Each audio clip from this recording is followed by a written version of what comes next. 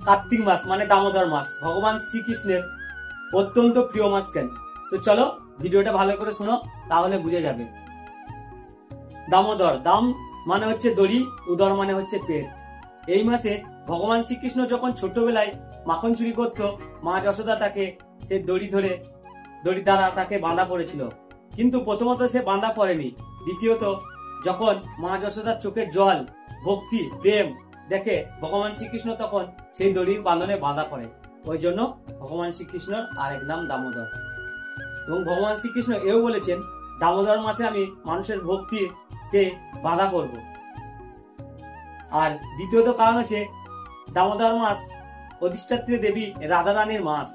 এই মাসে রাধারানী বেশি সকলের কৃপা করে, তাই যেখানে রাধারানী স্বয়ং কৃপা করবে সেখানে ভগবান শ্রীকৃষ্ণ স্বয়ং বিরাজমান হবে। যেখানে রাধারানী সেখানেই কৃষ্ণ।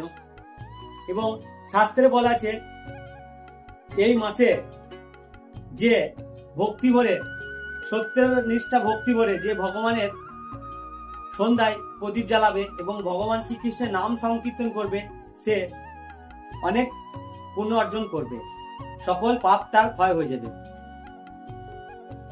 তো ভিডিওটা তোমাদের কেমন লাগলো অবশ্যই কমেন্ট করবে। জয় শ্রীকৃষ্ণ, রাধে রাধে, জয় সনাতন ধর্মের জয়।